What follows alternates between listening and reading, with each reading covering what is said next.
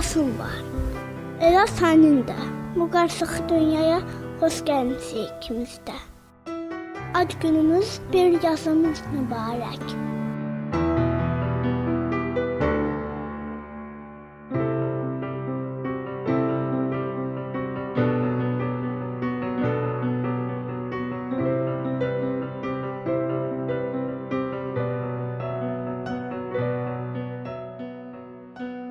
Bax bu birə bizim 2-0 borcumuz var. Daha doğrusu hərəmizin öz birinə 2-0 verəcəyimiz.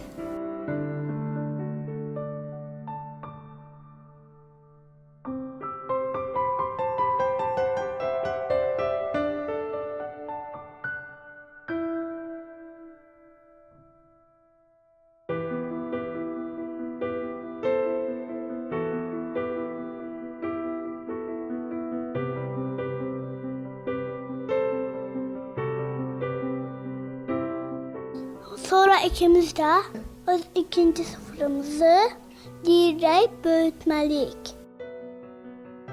Ömrümüzü də yolumuz qədər bitsin Tanrı.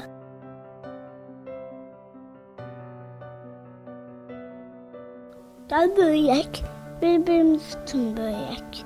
Axı bizim bu məmləkətə, bizi yaradana, bizi böyüdənlərə böyümək borcumuz da var. Hələ ki bir yazımız mübarək. Bizə nə qaldı ki?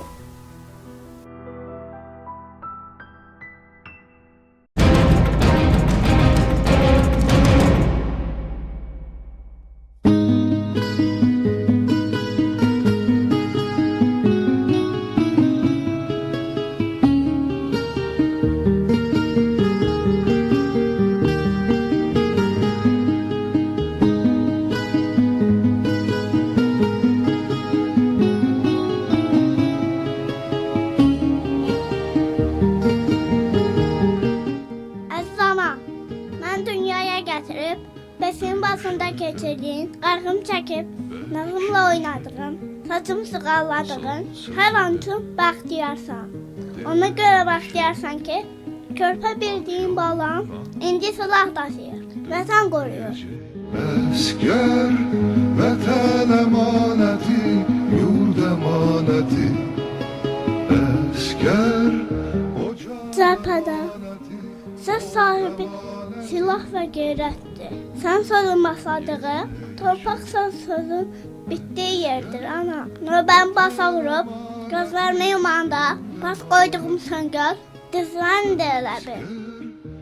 Dan yen söküləndə, kisi ayaq üstə durub, baxışlarımı oyatdığım günəş gözlərinə bənzəyir.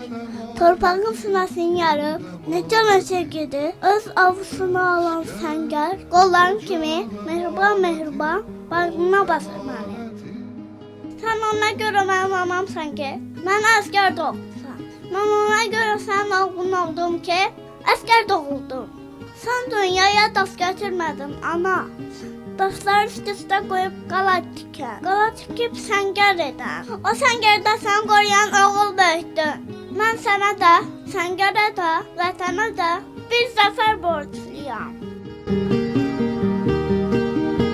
Məndən nigaran qalma. Əgər şəhid olsan, ağlama. De ki, vətən sağ olsun. De ki, vətən sağ olsun.